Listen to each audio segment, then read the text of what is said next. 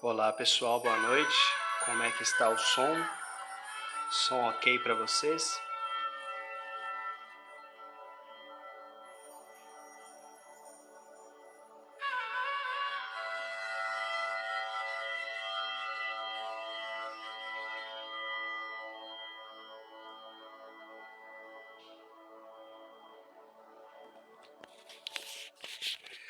Boa noite, sejam bem-vindos. Como é que está o som para vocês? Tá ok?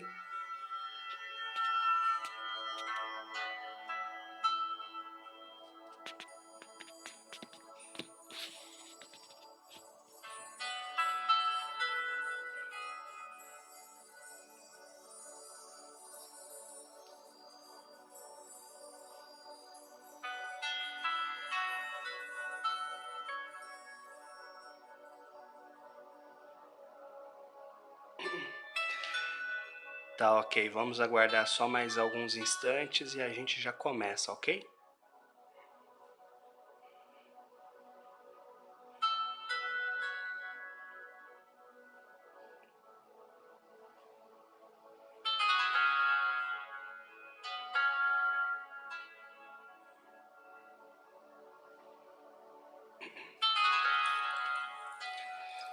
Boa noite, Antônio Martins, Antônia Maria, Rodrigo, Dalila, Zuleide, Tereza.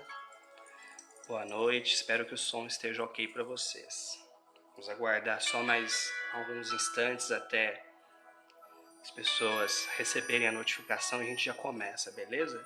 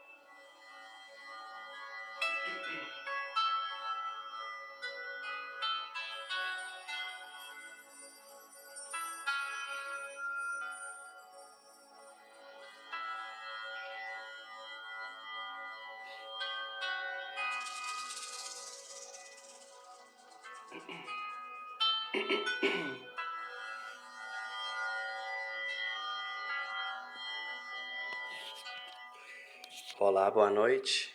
Bom, então vamos lá. Depois essa live, ela vai lá para o canal no YouTube, lá no youtube.com/voz espiritualista, ok? E de antemão, eu gostaria de explicar a todos que minha garganta está muito ruim, então hoje a voz está falhando um pouco, mas vamos lá. O objetivo aqui hoje é fazer um estudo rápido, nada muito demorado, dentro do tema proposto, ok? Então hoje eu não vou responder perguntas diversas sobre desenvolvimento, sobre terreiro, nada disso. Hoje nós temos um foco muito bem definido, ok? Eu só gostaria que vocês colocassem aí como é que está o som. Se estiver ok para vocês, a gente já começa, beleza?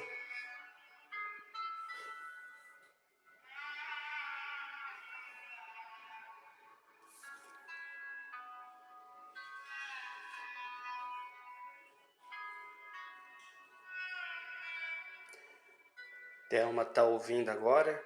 Tá ok aí para vocês? Ótimo som. Muito bem, ok. Então, se por um acaso, durante esse estudo, alguma pessoa fizer alguma pergunta que não seja referente ao tema, eu peço que vocês expliquem que hoje nós temos um assunto definido. E depois eu vou dar uma olhada aí no que vocês escreveram ou comentaram, ok? Para que a gente possa atingir o objetivo e não nos perdermos. Muito bem, vamos lá então. Espiritualistas univos. De forma geral, nós podemos dizer que espiritualista é toda e qualquer pessoa que tenha uma crença na existência de alguma coisa além da matéria. Essa alguma coisa pode ser qualquer coisa. Muito bem. Mas de forma prática, quando nós falamos em espiritualistas, nós estamos falando das religiões ou dos caminhos espirituais que lidam com o espírito, ok? Então, de forma prática, quando a gente fala em espiritualistas, a gente está falando das religiões, dos movimentos que levam a mediunidade como uma ferramenta dentro da estrutura das suas respectivas religiões. Muito bem, todo mundo sabe que o meu trabalho, especificamente falando, está na interseção entre o Espiritismo e a Umbanda. Então, eu vou falar mais especificamente voltada a isso, ok? E eu tive a ideia de fazer esse estudo a partir de um texto que eu encontrei na internet, chamado Campo Religioso no Censo de 2010. Campo Religioso no Censo de 2010. Quem tiver interesse, joga no Google que vocês vão encontrar, ok? É um estudo feito por um pesquisador, um sociólogo chamado Ricardo Mariano, e que eu achei muito interessante e que dará uma boa base para a argumentação que eu quero trazer aqui hoje. E ele se utiliza do censo de 2010, né, em relação às religiões, e faz alguns comparativos que eu vou trazer aqui para vocês. Bom, a primeira coisa que eu acho que seria interessante dizermos aqui é que esse estudo apontou o seguinte, que o número de católicos e evangélicos respondem por 86,8% da população brasileira. Então, 86% dos brasileiros se definem ou como católico ou como evangélico. E depois dos católicos e dos evangélicos, o maior número é justamente dos sem religião. Se nós juntarmos o número de católicos, mais o número de evangélicos, mais o número de de pessoas sem religião no Brasil, nós vamos falar sobre 95% da população.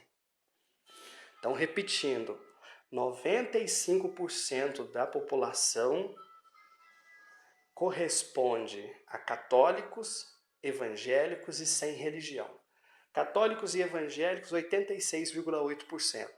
Sem religião, até chegar em 95%. Isto quer dizer o quê?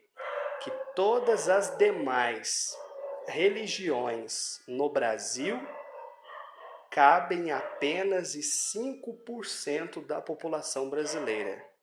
Então, qualquer religião que vocês conseguirem pensar que não seja o catolicismo e não seja o protestantismo, estão inseridas em 5% da população. Desses 5% da população, 3% são espíritas. Então, o espiritismo responde com 3% desse segmento de 5%, onde estão todas as religiões. Então, vamos avançar. O que isto quer dizer? Isto quer dizer que todas as religiões existentes no Brasil estão exprimidas em 2% da população. É aqui que está o nosso foco. Olha só que coisa incrível. As pessoas que seguem o budismo, que se definem como espiritualistas, que seguem a Umbanda, que seguem Candomblé, que seguem a Wicca, enfim, toda e qualquer religião que a gente possa encontrar no Brasil, representam apenas 2% da população. E se vocês se espantaram com isso, saibam que do total da população brasileira, apenas 0,3% se define como pertencentes à Umbanda e ao Candomblé somadas. Olha só que interessante. Se você pegar o contingente de umbandistas e candomblecistas e somar, isso representaria 0,3% da população brasileira. Esse mesmo censo, é o censo de 2010, ele apontou quase 500 mil membros da Umbanda. De lá para cá, muita coisa mudou. Eu acredito que o próximo censo mostrará números maiores. Muito bem, pessoas que se definiram como espiritualistas mesmo, apenas 61.739 pessoas. Claro que isso aqui é feito por amostragem, estatística, etc. Bom, mas qual o cenário que de forma inequívoca está aos nossos olhos? Nós somos uma minoria. Se você que está me ouvindo ou que ouvirá futuramente, se você é espiritualista, se você é umbandista, se você é candomblecista, se você segue o Santo Daime, se você segue a Wicca, se você segue qualquer religião que não seja o catolicismo, o protestantismo, o espiritismo, você está exprimido em 2% da população brasileira. Então, nós somos realmente um número muito pequeno. E é justamente por isso que eu acho que nós devíamos nos unir mais. Essa união, ela não serve apenas para fortalecer um determinado movimento. Ela é importante também para fortalecimento da espiritualidade como um todo. Se nós somos um grupo tão pequeno e vivemos brigando entre nós mesmos, qual a contribuição que a gente deixará para a espiritualidade? E observe, não estou aqui dizendo que devemos fazer proselitismo, que devemos adotar táticas de massificação de uma crença, nem que a gente deva tornar o Brasil país com a maioria espiritualista, ou espírita, umbandista, o que quer que seja. Não, mas nós somos uma minoria, e uma minoria que perde grande parte do seu tempo brigando entre si, sem produzir coisas efetivas. Há pouco tempo, vocês vão se lembrar, saiu na internet aquele texto, Preto Velho expulso de um centro espírita. E muita gente compartilhou aquilo, e muita gente falava que era uma realidade, que é uma verdade. E nos grupos que eu participo, eu coloquei um link mostrando uma médium que estava num programa de rádio espírita e que recebeu ali uma preta velha chamada Mãe Maria, que falou ao vivo dentro de um programa espírita para todo mundo ouvir. Resultado, eu não vi ninguém compartilhando, eu não vi ninguém comentando. Mas o preto velho que foi expulso no centro espírita, meu Deus do céu, todo mundo só falava nisso. Então, às vezes, a impressão que eu tenho é que nós estamos autofóbicos e focados apenas no negativo. As boas iniciativas espirituais quase sempre não geram resultado que poderia gerar por falta de envolvimento, por falta de colaboração. É uma coisa, inclusive, que eu vejo no próprio canal. Nós estamos com quase 29 mil inscritos e dificilmente tem uma reflexão que atinge mais de 1.000 visualizações. O que esses 29 mil estão fazendo? Por que eles não assistem, não divulgam, não compartilham? Claro, eu sei que muita gente assiste, muita gente divulga, muita gente compartilha. Mas no universo de 29 mil pessoas, e isso não é uma realidade apenas no Voz Espiritualista, é uma realidade em todos os canais de espiritualidade que eu conheço. Pouquíssimas pessoas participando, levando adiante. Agora, quando é um caso, como da novela da Globo, a personagem vai lá, acende vela para Pombagira, meu Deus, todo mundo se escandaliza. Mas na hora de levar o bom conteúdo espiritual adiante, cadê os trabalhadores? Eu conheço alguns terreiros aqui em Uberaba, e esses terreiros têm página no Facebook. Às vezes vejo o dirigente vai lá e posta uma atividade, uma gira que vai ter, e nem os próprios médiuns da casa curte e compartilha. Ué, cadê o envolvimento? Mas se fosse a novela da Globo, aí tá todo mundo metendo pau, não é? Então por que estou falando essas coisas?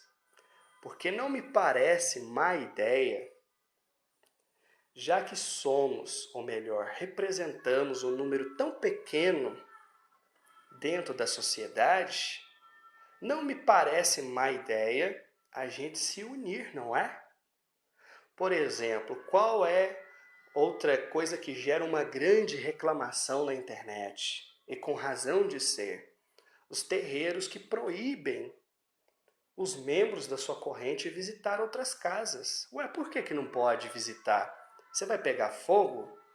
Tá parecendo uma vez um amigo meu que é católico me chamou para ser padrinho de casamento e falou assim: Léo, você pode entrar na igreja? Eu falei: ué, claro que posso. Você acha que eu vou pegar fogo se eu entrar na igreja? Eu não sou vampiro, não. Eu posso não ser católico, mas posso ir lá, sem ir na igreja, sem problema nenhum. Então a gente nota o quê? Os terreiros sendo rivais uns dos outros, como se o que se pratica na outra casa fosse pior do que o que se pratica na minha. Então eu não posso ir lá, eu não recomendo ninguém a ir lá. Se você quiser, você tem que ir escondido, e aí isso gera uma cena ridícula, que são pessoas, muitas vezes até já de uma idade considerável, e que se quiser visitar um outro terreiro, tem que ir na ponta dos dedos, tem que ir escondido. Que bobagem é essa? Os terreiros se comportando como feudos, cada um isolado, preocupando apenas com o próprio umbigo. Mas peraí, a gente não trabalha tudo por uma causa só? Pelo menos eu penso que sim. A mesma coisa. Tá, o Preto Velho foi expulso do centro espírita. Isso acontece? Acontece, claro. Mas, e quando eu citei, por exemplo, da Preta Velha Mãe Maria que foi lá na rádio? Por que ninguém falou disso? O Preto Velho expulso do centro espírita ninguém esquece, mas o dia que a Preta Velha foi na rádio e falou ao vivo no microfone, ninguém fala nada. Então me parece que nós estamos, como movimento, focados naquilo que pode nos separar, naquilo que pode nos dividir, e não naquilo que faz com que a gente se encontre. Eu não preciso necessariamente concordar com a prática do outro terreiro para respeitá-lo. Eu não preciso necessariamente concordar com a forma como determinada casa, centro, escola, enfim, qualquer segmento dentro da espiritualidade, eu não preciso concordar com o que se faz lá. Mas isso não quer dizer que eu não deva respeitá-lo. E eu não tenho a menor dúvida que ganharíamos se, ao invés de buscássemos coisas para nos dividir, buscássemos coisas para nos aproximar. Se eu colaboro com o centro espírita, se eu colaboro com uma casa espiritualista, com uma casa esotérica, com uma casa umbandista, o que quer que seja, se eu divulgo aqueles trabalhos, se eu dou audiência para aquele canal que muitas vezes, com o maior esforço do mundo, está produzindo conteúdo sobre espiritualidade, ainda que não seja a espiritualidade que eu siga, se eu consigo contribuir com ele, Então eu estou contribuindo para o bem na Terra. E isso me parece uma bandeira muito mais importante do que a do segmento A, B ou C. As entidades que me orientam sempre foram claras. O nosso trabalho é de espiritualização da humanidade. Não é um trabalho de espiritização. Não é um trabalho de umbandização do brasileiro. Nosso trabalho é um trabalho de espiritualização das pessoas, para que elas consigam viver da melhor forma possível, conhecendo as leis espirituais, aplicando os conhecimentos que são gerados em cada centro espírita, em cada casa espiritualista, em cada terreiro por aí, em prol de si mesma, em prol do próximo. Isso é muito mais importante do que a bandeira religiosa A ou B ou C. Então, é curioso, deixa eu fazer um paralelo aqui. Muita gente às vezes me pergunta, Léo, por que não se vê mais tanto médium inconsciente como se via no começo do século passado? Muito bem, eu também já tive essa curiosidade, eu já conversei com as entidades e elas me disseram o seguinte, que tanto no Espiritismo quanto na Umbanda, que é importante frisar isso, tem gente que fala da mediunidade como se mediunidade fosse sinônimo de Umbanda, fosse sinônimo de incorporação. Não é. A mediunidade é um fator humano. Então, tanto a mediunidade no Espiritismo quanto na Umbanda se modificou no último século, obedecendo a um ciclo específico. Quando a Umbanda surgiu, aqueles médiuns vinham com uma faculdade extraordinária porque tinham um enorme trabalho para fazer na Terra. Então era necessário que as entidades, por assim dizer, tomassem conta do corpo para que pudesse solidificar um caminho espiritual. Esses médiuns do começo do século passado agiam como verdadeiros bandeirantes, com um facão na mão abrindo o caminho na selva. E isso tanto no Espiritismo quanto na Umbanda. Agora, o legado dessas pessoas chegaram até os nossos dias. O que essas pessoas conseguiram produzir em termos de fundamento e conteúdo sobreviveram até os dias de hoje, não é? Então, a espiritualidade hoje chama os médiuns a serem parceiros do trabalho. A via já está aberta. Os bandeirantes já abriram caminho. O que nos cabe agora, e eu tenho plena convicção do que eu vou dizer aqui agora, o que cabe à nossa geração não é mais abrir caminho, mas levar esse caminho a outras pessoas. Nós não precisamos pensar que o futuro nós vamos inverter a lógica e 90% da população brasileira será espiritualista. Não é isso, não. Mas nós precisamos urgentemente ter espaço na sociedade para mostrar que as nossas crenças e as nossas práticas não são aquilo que normalmente o leigo acredita, não é? Ainda pegando carona no caso da novela. Gente, é uma coisa óbvia. Aquilo ali foi retratado daquela forma porque tem muito terreiro por aí que faz. Isso não é mistério. Essas pessoas não estão inventando um preconceito do nada. Elas estão abordando uma coisa que é realidade. Se você entra nos grupos de Umbanda no Facebook, por exemplo, eu garanto que pelo menos uma vez por semana você vai ver ali uma postagem de alguém oferecendo amarração, trazer marido de volta e coisas do tipo. A gente que estuda sabe que isso não tem nada a ver com Umbanda, mas essas pessoas estão no meio, divulgam isso e nós, querendo ou não, elas continuarão fazendo. Não é? Então, existe um eco na realidade. E o que é que nos cabe? O que a gente vai fazer sobre isso? A gente vai invadir esses terreiros, vai quebrar tudo? Vai descer o sarrafo nesses médiuns que vendem a sua mediunidade, que trabalham para o mal? Não. Mas nós podemos levar a boa informação espiritual adiante. E a gente não consegue fazer isso enquanto olharmos apenas para o nosso umbigo. Enquanto cada terreiro se comportar como um feudo da Idade Média, sem se importando com seu vizinho, sem colaborar com seu vizinho, proibindo seus filhos de visitar o outro terreiro, enquanto ainda houver centros espíritas expulsando os pretos velhos, enquanto esse tipo de coisa existir, a gente não vai estar unido. E aí nós seremos 2% da população brasileira que gasta boa parte do seu tempo brigando entre si para ver quem é a verdade, quem está com a verdade, aliás, quem está defendendo a forma correta, e por aí vai. E isso vai se estendendo infinitamente e a gente continua sendo 2%. Então, me parece urgente a necessidade de união. E no campo virtual, essa união começa com vestir a camisa. Ora, se eu não tenho coragem de curtir uma postagem e de compartilhar um conteúdo do meu próprio terreiro, então o que eu estou fazendo? Vamos lá? Você entra hoje no Facebook, você vê toda hora um defendendo político, mas você não vê o cara postando uma coisa de espiritualidade. Ele posta 10 vídeos defendendo o candidato X e não tem coragem de compartilhar uma postagem do próprio terreiro onde ele trabalha.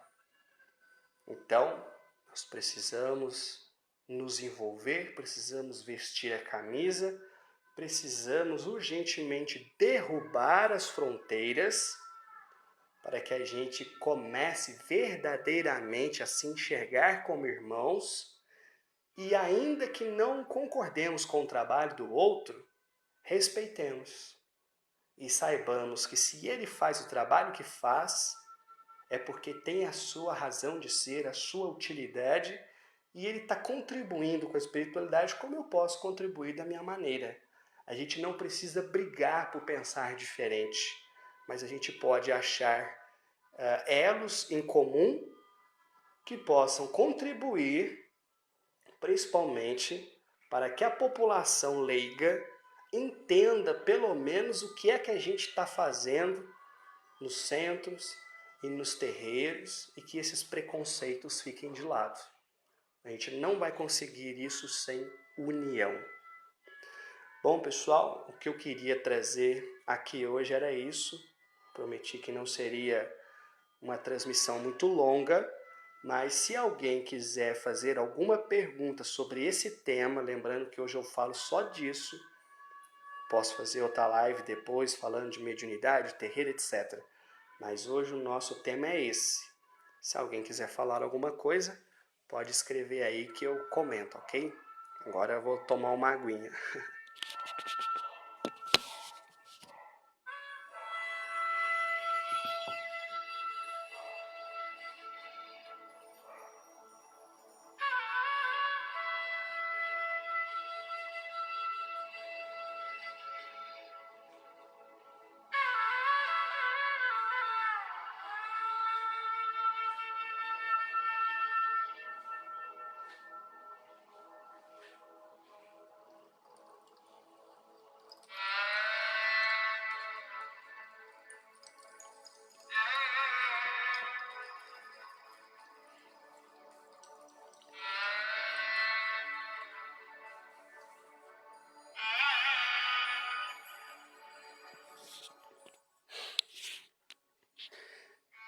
Por nada, Antônio, eu que agradeço a oportunidade. Bom, pessoal, se ninguém tiver nada a comentar, agradeço a paciência, a boa vontade de vocês em ouvir.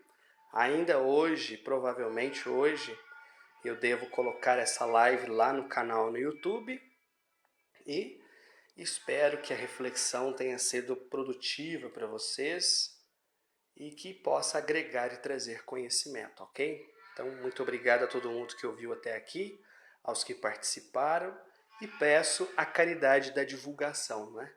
Será um bom exemplo do nosso envolvimento começar divulgando a partir de agora, não é? Então, boa noite a todos e até a próxima, ok?